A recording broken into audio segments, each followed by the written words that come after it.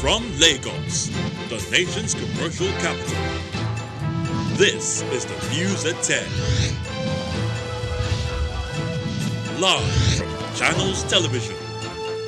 Reporting tonight, Millicent Walker.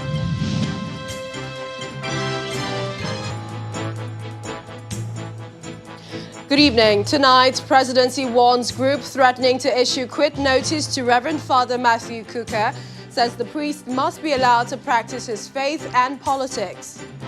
Workers of the National Identity Management Commission threaten to resume their suspended strike if government fails to meet their demands. Security under the spotlight again as bandits kill Hunter, two others in Kaduna. Military claims heavy onslaught against Boko Haram insurgents in Borno State. And US lawmakers close in on a vote to impeach President Donald Trump. Plus, you'll see business, sports and later international news from our London studios. On business news tonight, Moody's forecasts negative outlook for sub-Saharan African economies this year, sees 2.1% growth for Nigeria.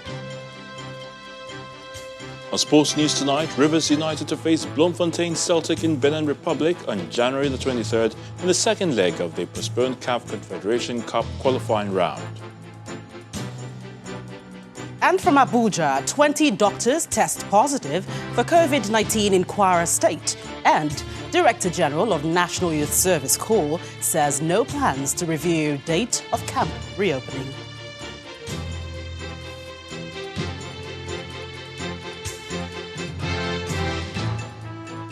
Now, not many took it seriously, but the threat issued by a group, Muslim Solidarity Forum, to the Bishop of Sokoto Diocese, Most Reverend Matthew Hassan Kukah, to tender an apology over a recent comment credited to him to leave Sokoto State has been described by the presidency as an assault on the cleric's freedom.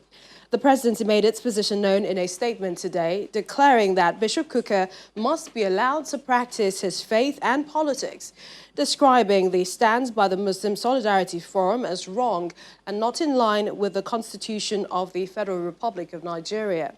Bishop Kukah, in his Christmas message, had lamented the state of the polity, condemning the president's leadership style and ascribing the prevailing national condition to his decisions, a comment the Muslim Solidarity Forum says was an insult to the entire Muslim Ummah and malicious comments against Islam.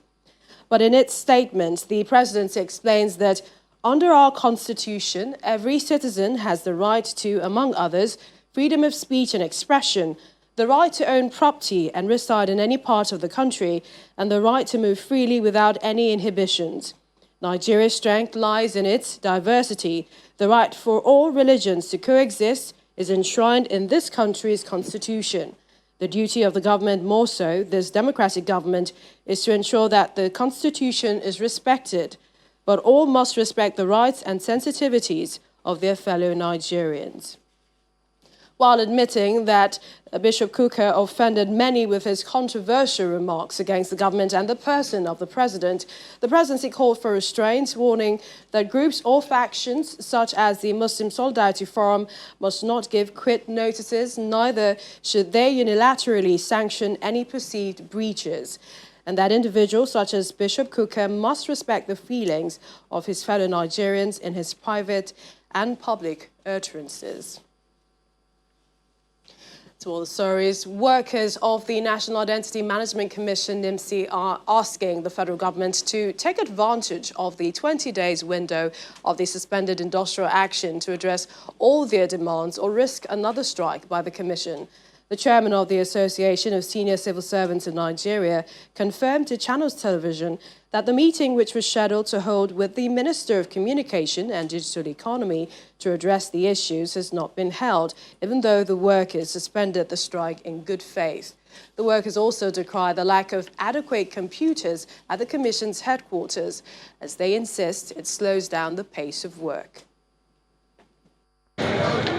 The number of prospective enrollees queuing outside the premises of the headquarters of the National Identity Management Commission in Abuja has drastically reduced.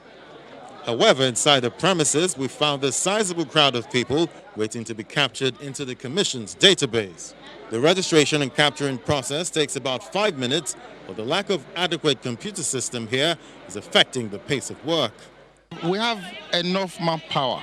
We have more staff. If we have more computers here, I can tell you, if we have up to 60 computers here working at a time, this crowd in less than 2-3 hours will clear them. So if the federal government should help us, this one is not a welfare issue again now, because we know why we are here. They should help us. Then this job will do it. And in less than a few months, like I said yesterday, everything will be done. Last week, workers of the Commission went on strike, protesting poor welfare and lack of motivation. The strike was suspended on Monday after the Minister of Communication and Digital Economy intervened. But this suspended industrial action may be short-lived as the workers appeal to the federal government to take advantage of the 20-day window to address their demands. We are still on standby, and we are hoping that he will call us to the table today or before the week runs out. But irrespective of all that, our ultimatum is counting down. We are hoping and waiting that those demands, our welfare, improved welfare, the immediate implementation of our new salary scale, resolution of 2017 and 2020 promotion, and payment of a backlog of arrears owed to us. We are hoping those things will be resolved in due time. At the expiration of the 21 days ultimatum, we might have no other option than to shut down and down tools again. Telephone subscribers who are yet to link their SIM cards to their national identification number have up to February 9 to do so or get disconnected by their service providers. Elsewhere, some retired soldiers are appealing to the federal government to approve the payment of minimum wage arrears accruing to them from 2019 to date. The ex-servicemen who staged a peaceful protest at the Federal Ministry of Finance are also calling for an end to all deductions on the pension of all retired medical officers, as well as the inclusion of officers who fought during the Civil War on the military pension scheme. A representative of the retired soldiers, Mr. Anthony Agbas, who delivered a letter to officials at the Ministry of Finance, is hopeful that their demands will be met without further delay. Up till date, we pensioners have not been paid. And it is in the Constitution, Section 172 of the Constitution, that we are supposed to benefit from it. And up till date, over 20 months now, we have not been paid. Then we have this security department allowance. This allowance is supposed to be paid to all retired soldiers so that they will not use the skill they acquired in the military to work against the state. All of us, all retired officers and soldiers, were trained on how to handle weapons. And we are supposed to be given that money so that we cannot use the skill we acquired in the state to work in the military to work against the state.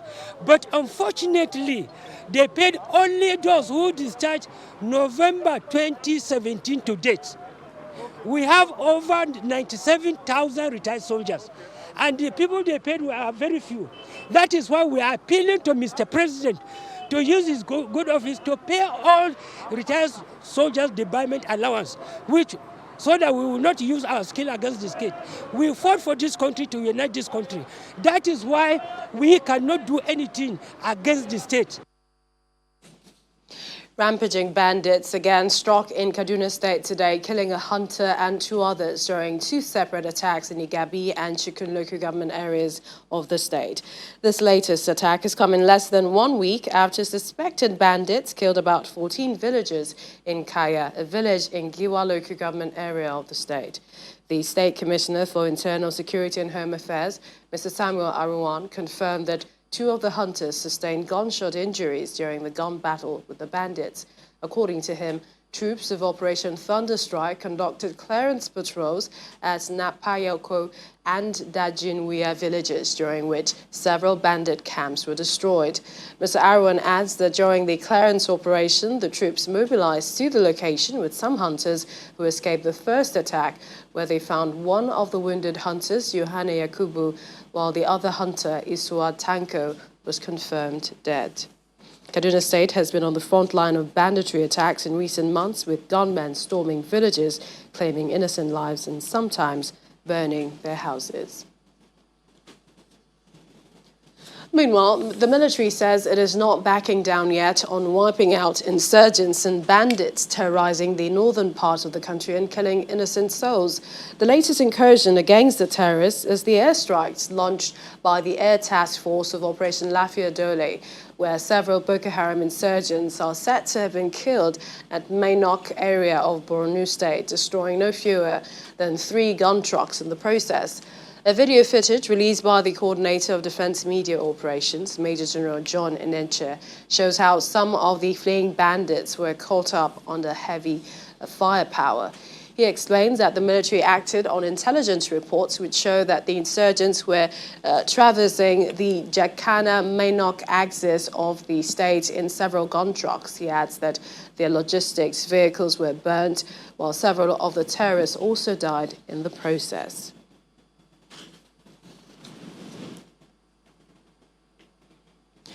Moving down south and still staying with security, armed robbery, kidnapping, cold clashes, banditry and herdsmen attacks are festering in that part of the region and exposing gaps in security architecture put in place by government. To bridge this gap and restore confidence, the Southwest region agreed that the Amotekun initiative would help security operatives restore some sanity if handled right. Well, this next report examines the threats to regional security in the Southwest, even as it seeks the way out. The EndSARS has shaken the delicate fiber of the security architecture in parts of the country. Southwest Nigeria has been one of the most affected. Trust has become scarce. Impunity is enthroned. Jungle justice festers like a cancerous sore.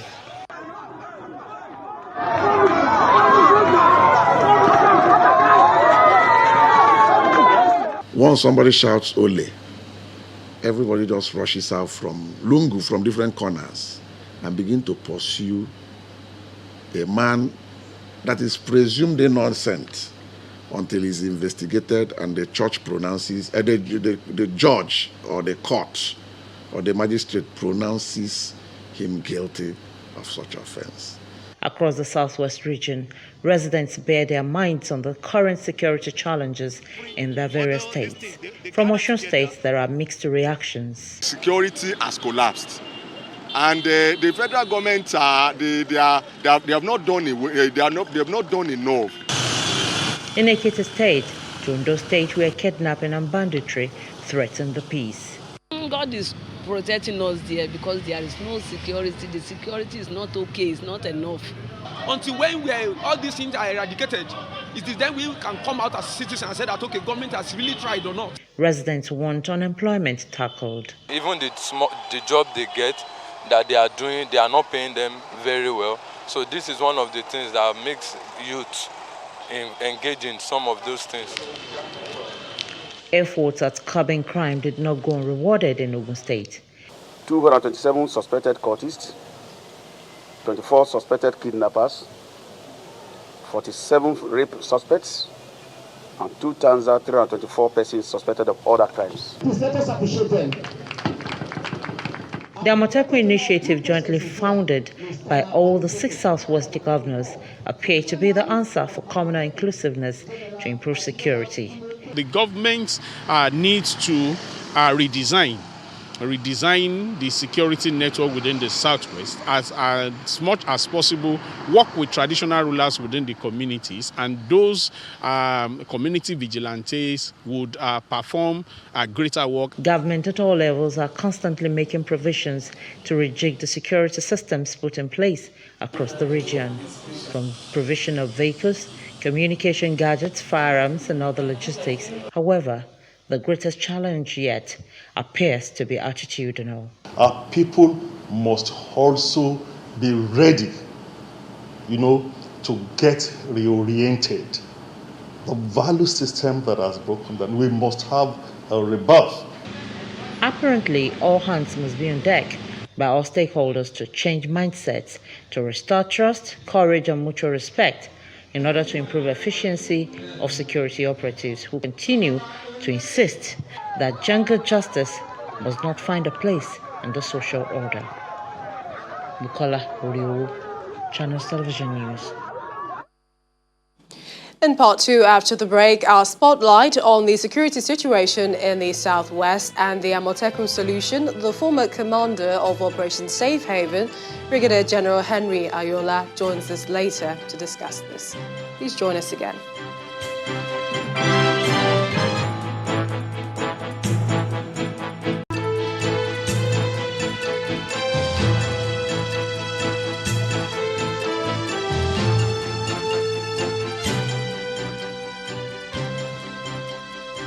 Welcome back. If you just joined us, you're watching the news at 10 live on Channels Television Lagos. A reminder of our top stories. Presidency warns group threatening to issue quit notice to Reverend Father Matthew Kuka, says the priest must be allowed to practice his faith and politics.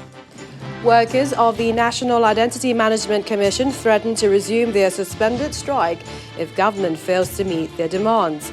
Security under the spotlight again as bandits kill Hunter, 2 others in Kaduna. Military claims heavy onslaught against Boko Haram insurgents in Borno State. And U.S. lawmakers closing in on vote. We understand debate has ended and the U.S. House of Representatives is now voting on an impeachment resolution that would make U.S. President Trump the first president in U.S. history to be impeached for a second time for his role in last week's Capitol attack. And if the vote goes the way of the Democrats, as is widely expected, a trial will begin in the Senate in the coming days.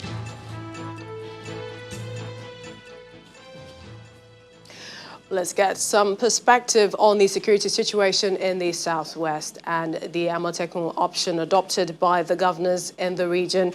We have joining us the former commander of Operation Safe Haven, Major General Henry Ayola. He joins us from Abuja studios. Thank you for joining us on the news at 10 tonight. Thank you, Millicent. Good evening, viewers. How would you assess the security challenge that the Southwest faces? And this is against the backdrop of the general insecurity in parts of the country. Yeah, thank you very much.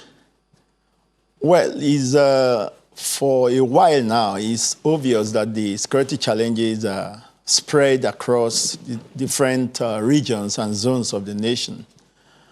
So it's not too unexpected that we see what is going on there. I think what is important is how the security apparatus that have been put in place will be able to handle the challenges in the Southwest as a whole. Now, the Southwest governor cited... What? Okay, I was just going to continue that the Southwest governors cited rising cases of kidnapping, robbery as major reasons for the birth of Amotekun. But how much difference do you see this new security outfit making in this situation? Yes, first and foremost, I like to say that security, just like politics, is first local. And therein lies the inherent advantage in having such a regional or local or state security apparatus like the Amotekun. It's not quite new. We have a lot of such organs in many parts of the country, in the north, in the east, and so on. I remember working with the Operation Rainbow on the plateau. And I think one of the very important asset that is brought to bear through such an outfit is the local knowledge of the area. Since this manpower is generated from the locality, you find that inherent local knowledge is brought to bear. It's able to help to boost the intelligence network around the area. The advantages are so many. First, it gives room for building synergy, and they're able to fill the gap in the security architecture and system. Of course, we know the nation is already overwhelmed, so the gaps that are there, here and there, such local outfits could fill those gaps, supply necessary intelligence, and then interface with the government security agencies. And that will be a huge advantage to the entire overall system. For example, you have a boost in the psychological feeling of the people, knowing that they have an outfit, an organ that is theirs, with a good knowledge of the, of the locality. And so there is improved confidence. Not only that, there's also the economy of effort. Like I said, what is really new about Amotekun is that it's been able to now synergize the efforts of 6 states, rather than having each state, making the same effort, maybe in different directions. Now there can be synergy and there can be economy of effort. So they can muster resources and equipment that are, rather than having them one here and there, they can muster them, centralize them. These are some of the advantages. Of course, there is also the advantage of improving the security awareness of the local people there, and building a critical mass of persons that will have sufficient security awareness, intelligence capacities that can be helped, that can be used. For example, there's what is called every citizen is a sensor, in which case every citizen of the nation could actually be brought up to a level where he can be somebody that can collect intelligence. It doesn't make him an intelligence operator, but at least there is a level of awareness, there is a little skill that can make him collect, intelligence, and then, of course, pass it on to the appropriate organ that will collate and, and analyze and disseminate appropriately. So these are some of the advantages that are there that should make us to be able to appreciate such efforts.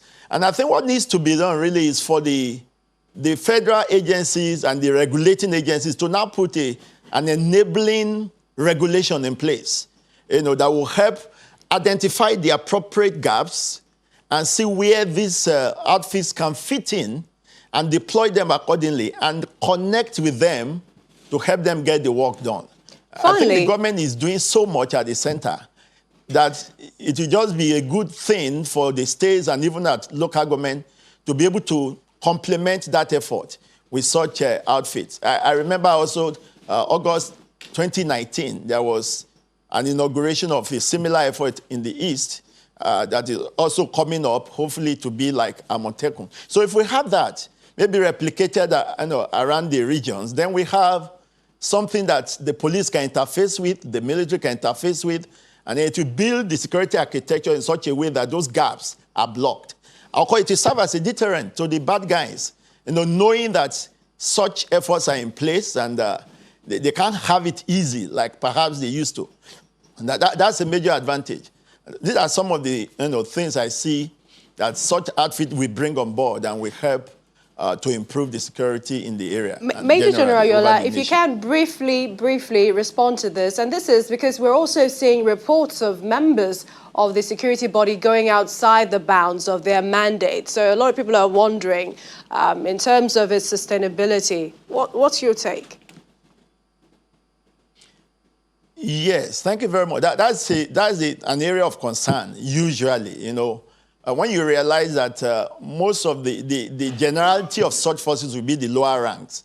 And the tendency to go beyond bounds is always there for the junior staff in most, organizations. But again, in putting regulations in place, we will look at things like that and put the appropriate checks and help them also to structure, those organizations such that there will be a maximum number of men that will be controlled by an officer so that the officers can have good grip over the men that they control. Because, in the military, we always say there are no bad soldiers, there are only bad officers. So it means if you have the appropriate leadership down the line, that will help to check the excesses of the junior staff. It's a natural tendency that we often see here and there. And of course, that brings to the fore the necessity to think of tweaking the exclusive list of the Constitution, the 68 items. Items 2 and 45 actually touch on those areas that can be looked into to frame appropriate regulations that will help to check some of these excesses and then still make those outfits as effective as they can be, so that we don't have a situation where they are just lame dogs or where they are working counterproductive to the bigger and the government forces. We'd like to thank you, Major General Henry Ayola. Thank you for joining us on the News at 10 tonight. Thank you very much. Thank you for having me. The 7 rape suspects.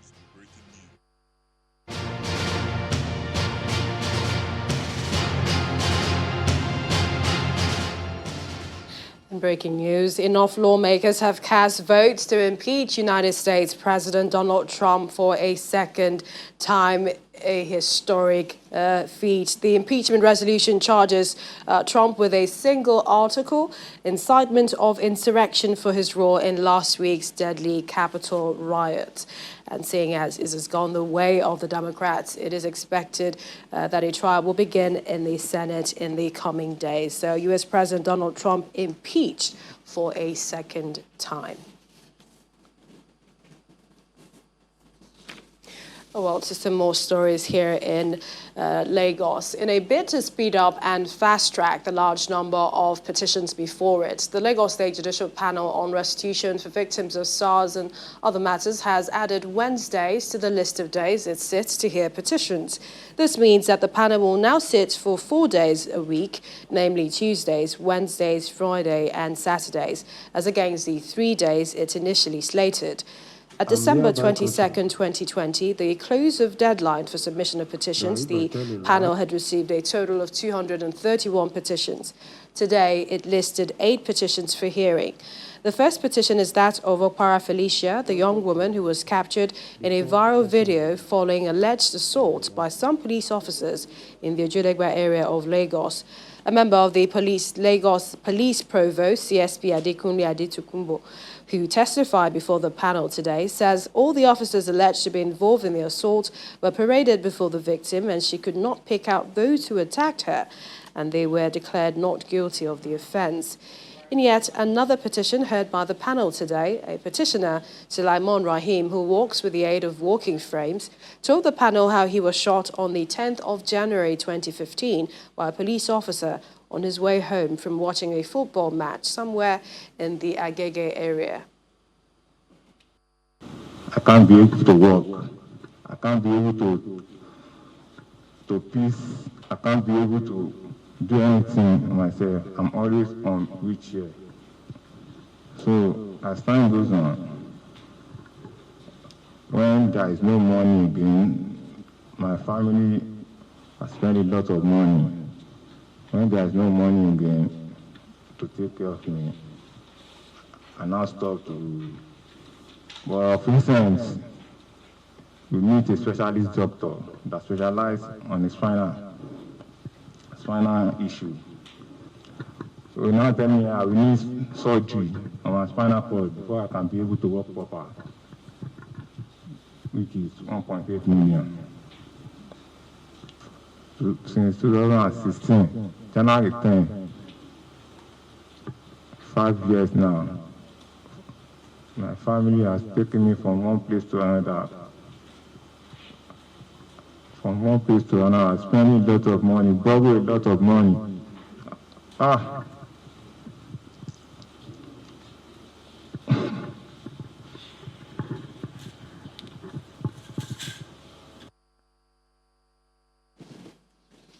For more of the panel, you can take a look at our website, channelstv.com.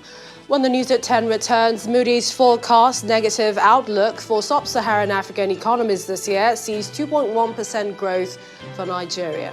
Do join us again.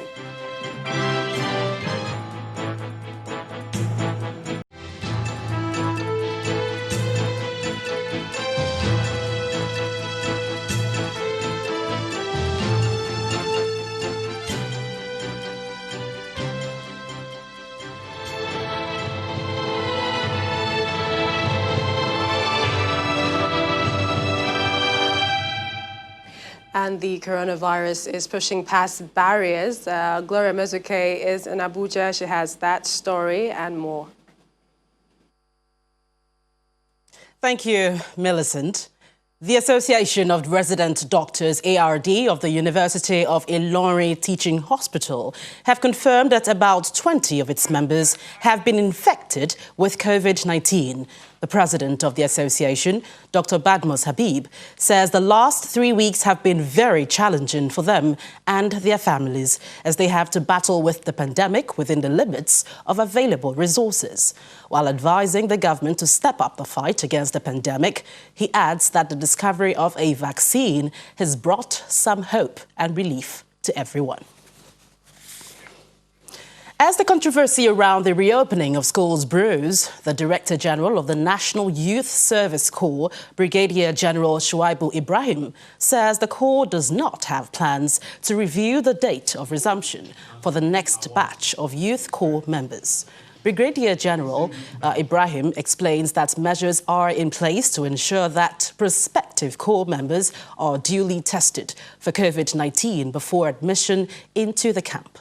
He adds that the NYSC is working closely with the National Center for the Disease Control to ensure that everyone who is involved in camp activities must adhere strictly to all COVID-19 safety protocols.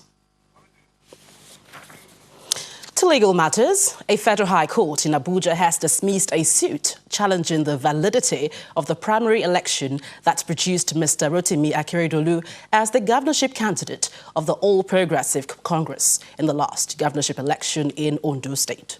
In a judgment delivered by Justice Iyan Ekwo, the court held that the suit instituted by Mrs. Olajumoke Anifowoshi was statute barred, having been filed outside the 14 days allowed by law for a pre-election matter. The plaintiff in the suit filed on her behalf by Adesina Oke contended that Section 87 of the Electoral Act and the Article 20 of the APC Constitution were violated in the primary election by the State Executive Committee and the Local Government Committee. Mrs. Anifowoshi had asked the court for an order declaring the primary election null and void and to bar INEC from recognizing Mr. Rotimi Akeredolu as the governorship candidate of the All Progressives Congress in Ondo State. Meanwhile, the PDP governorship candidate in the October the 10th 2020 governorship election in Ondo State, Itayo Jegede, has closed his case at the Election Petitions Tribunal. Mr. Jegede had on Tuesday commenced to witness against the declaration of Governor Oluwarotimi Akeredolu as winner of the election. The PDP candidate had earlier listed over 400 witnesses to prove his case at the tribunal. But his counsel, Mr. Onyechi Ikpeazu San, today informed the tribunal that his clients are no longer interested in calling witnesses apart from the candidate himself. The hearing of the petition has been adjourned till Tuesday, January the 19th. Now, elder statesman and prominent Niger Delta leader Chief Edwin Clark is asking President Muhammadu Buhari to set aside a special fund to complete the East-West Road project. Chief Clark made the appeal when he received the interim administrator of the Niger Delta Development Commission, NDDC, Mr. Effiong Akwa, in Abuja.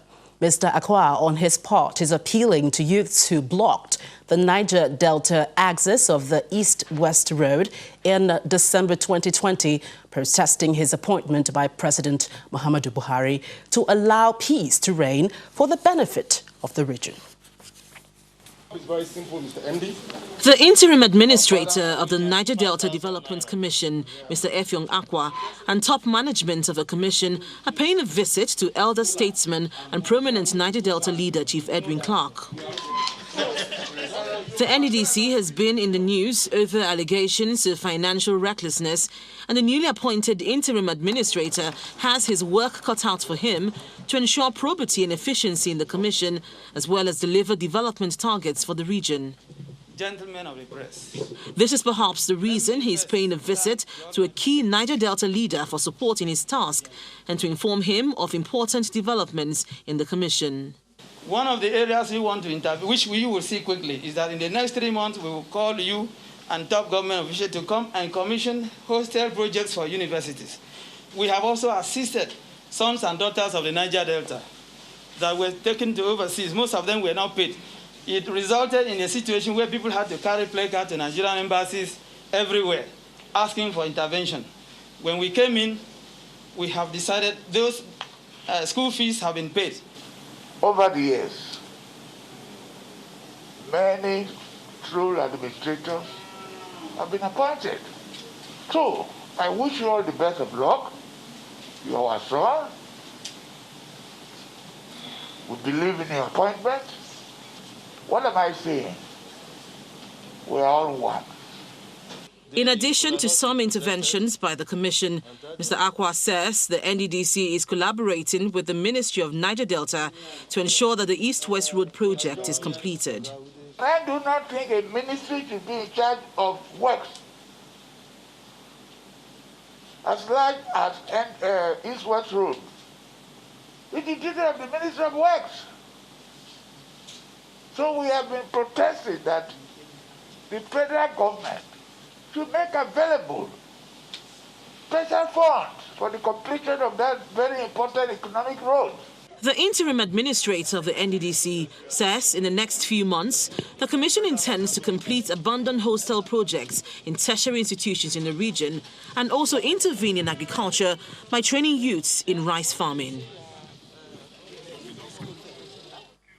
Rivers State Governor Nyesom Wike says his administration will reinvest in the 78 billion naira refunded by the federal government for the repair of federal roads in Rivers State in providing more infrastructure for the people of the state. Governor Wike confirmed receiving the money which was approved by the federal government in June 2020 during the commissioning of internal roads in Isiokpo headquarters in Ikwere local government area by the former governor of Anambra State, Mr. Peter Obi. On his part, former governor Peter Obi blamed appointments based on favoritism for lack of development in Nigeria. Accessing a rural community by road is considered a sign of development in the socio-economic well-being of a people. This is what these reconstructed link roads mean to the people of the ancient community of Isiokpo in Ikwere local government area of Rivers State. The former governor of Anambra State, Peter Obi, is the special guest for the commissioning of the second phase of roads reconstructed by Governor Nyesom Wike.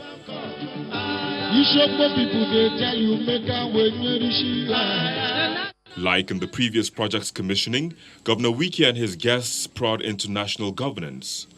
This time, Mr. Peter Obi challenges the APC-led federal government to show the capital projects it claims to have executed with the funds borrowed so far. Every day you hear Nigeria is borrowing more money. Every day. Don't you hear it? And when you ask, they say it's being used for capital projects. Please, help me to tell them we want to commission those capital projects. Or invite us for the commission, even if we don't come personally to commission them, we want to accompany them to the commission. So we will be able, when our children are paying for those borrowed money, we will say that we are used for this. For Governor Wike, the essence of playing politics is to attract development to the people. I will not rest until we have improved and we have changed Rivers State and bring it back to what it's supposed to be. Nobody, no party can take this state from PDP. No party. Because you have to tell the people, why would the people support you? They have nothing to offer. We are not vindictive. We're a government that carries everybody along. Whether you support us or you don't support us, it's Rivers money.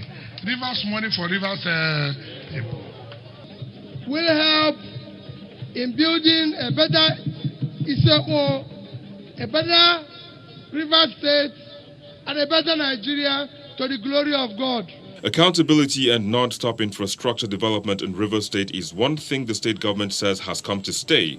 And next on its agenda is the inauguration of schools and hospitals. Well, that's it from Abuja. It's back to you, Millicent. Thanks, Gloria. A former military administrator of Lagos and Imo State, Ndubisi Kanu, has died at the age of 77. Rear Admiral Kanu died today after a brief illness. He was a pro-democracy activist and was one of the notable and prominent voices in the defunct National Democratic Coalition, NADECO, an organization dedicated to the revalidation of the June 12, 1993 election of MKO Abiola, which was annulled by the military administration of General Babangida. Rear Admiral Kanu will also be remembered for his role in NADECO and constant criticisms of the military junta of the late Sani Abacha. Up next is Business News. Here's Teniola Shibowale.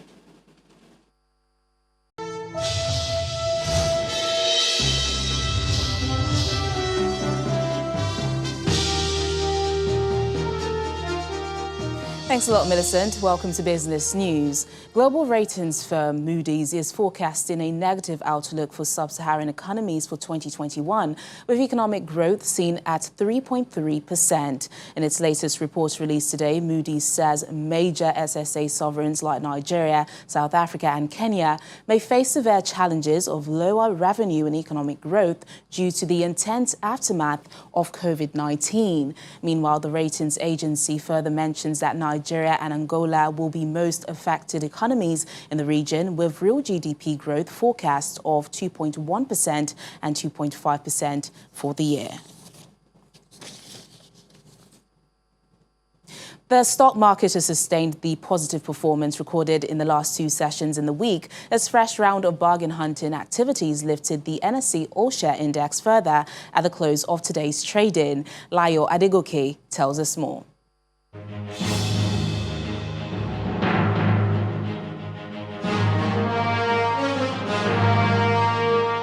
Thank you for joining us for the stock market report. In line with traders' expectation, the market sustained positive performance for a third consecutive day in the week, with an additional 24 billion naira gain recorded at the close of today's trading session.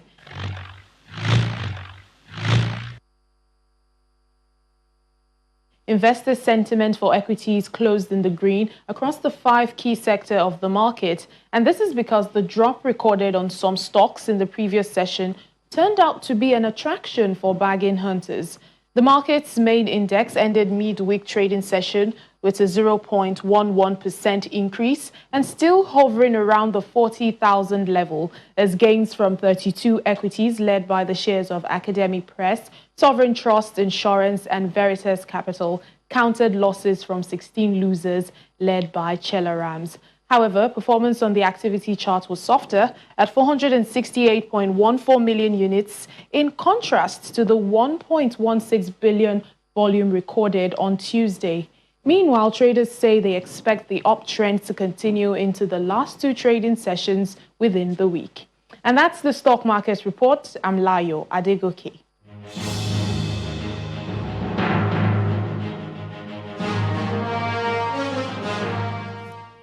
Thanks a lot, Lyle. Meanwhile, it's mixed sentiments for some of the world's leading stock markets as investors monitor COVID-19 vaccine rollouts and coronavirus containment measures while keeping tabs on U.S. interest rates as well as the political uncertainty in the country. Well, here are some of the closing figures for the day.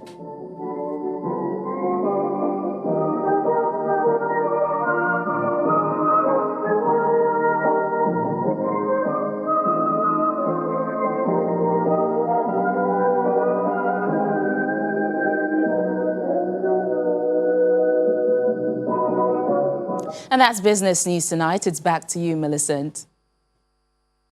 Thanks, Teniola. The U.S. House of Representatives has impeached President Donald Trump for incitement of insurrection at last week's Capitol riots. He is the first president in U.S. history to be twice impeached to be charged with crimes by Congress.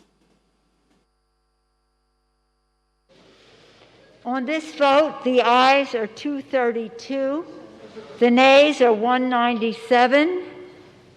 The resolution is adopted. Without objection, the motion to reconsider is laid upon the table. Congratulations.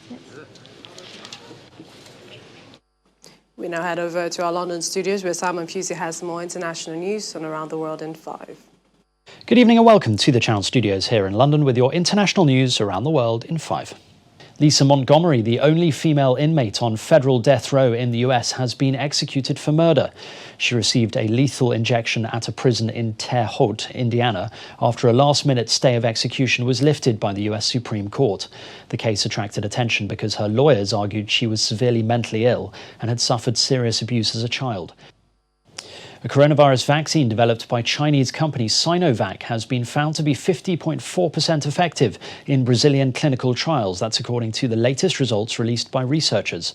The Brazilian research shows the vaccine is significantly less effective than previous data suggested, barely over the 50% needed for regulatory approval. The Chinese vaccine is one of two that the Brazilian government has lined up. Several other countries, including Indonesia, Turkey and Singapore, have placed orders for the Sinovac vaccine. Hundreds of alleged members of Italy's most powerful mafia group are set to face justice in the country's biggest organised crime trial in decades. The 355 suspected mobsters and corrupt officials were charged following a long inquiry into the 'Ndrangheta group. More than 900 witnesses are expected to give evidence, and the charge sheet includes murder, drug trafficking, extortion and money laundering. The trial is expected to last more than 2 years and is taking place in a specifically modified building converted into a fortified courtroom to make space for the hundreds of people likely to attend the proceedings. An Irish government-commissioned report has found that thousands of infants and children died in homes for unmarried mothers run by the Catholic Church across Ireland between the 1920s and the 1990s. The inquiry found an appalling mortality rate that reflected brutal living conditions at homes, where 56,000 young pregnant women, including rape victims, were hidden away from society. Anonymous testimony from residents compared the institutions to prisons, saying they were often verbally abused by nuns. Women suffered through traumatic labours without any pain relief, and babies were reportedly not cared for. Surviving infants were taken from mothers and sent overseas to be adopted. Around 9,000 children died in all, according to the report. Prime Minister Michael Martin is expected to make a formal apology in Parliament this week. Kremlin critic Alexei Navalny says he will return to Russia months after he was poisoned in Siberia and sent to Germany for treatment. In a message published on Instagram, Mr. Navalny said, "Russia is my country, Moscow is my city, and I miss it." The opposition campaigner collapsed on an internal flight last August, and later emerged he had been poisoned with a Novichok nerve agent. Investigative journalists say Russian intelligence carried out the attack, but Russian authorities have consistently denied any role in the poisoning, rejecting claims that President Vladimir Putin ordered it himself. There's mystery surrounding piles of dead fish washing ashore at Lake Victoria in Uganda without a clear cause.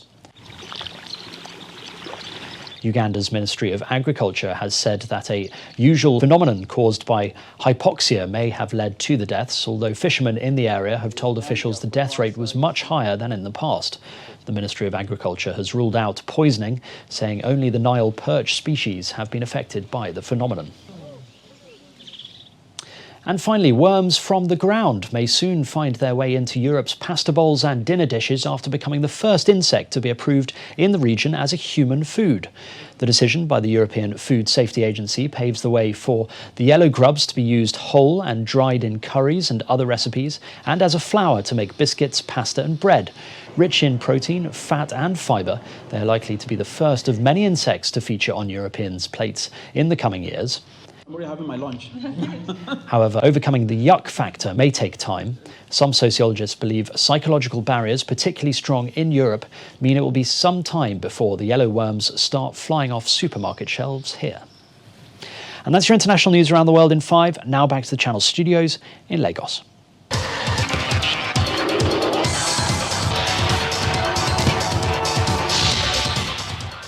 Many thanks, Simon. Rivers United FC have announced the date and venue for the second leg of their CAF Confederation Cup against Bloemfontein Celtic of South Africa.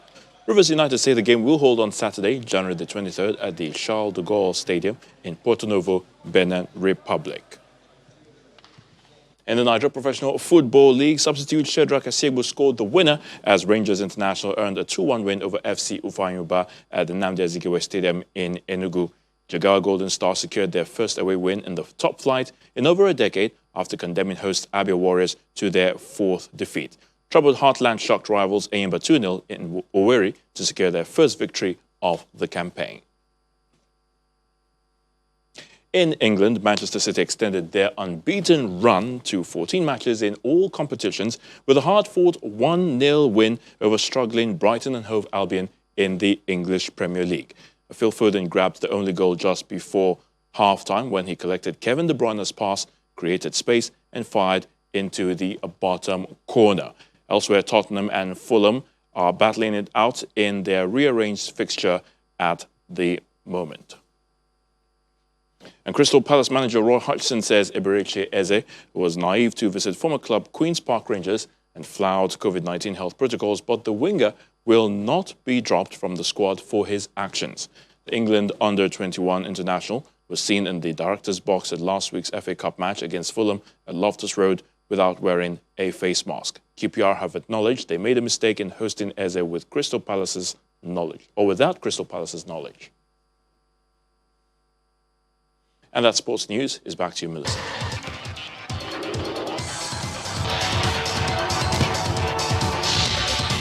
Thank you, Ayotunde. And the main news again. The presidency today warned the group threatening to issue quit notice to Reverend Father Matthew Kuka. A statement by the president's spokesperson, Mr. Gabushe, who said the priest must be allowed to practice his faith and politics. And U.S. lawmakers today voted to impeach President Donald Trump for a second in a historic first. Stay with Channels Television for more stories. That's the news at 10 tonight. Thank you for watching. I'm Millicent Walker. Have a good night.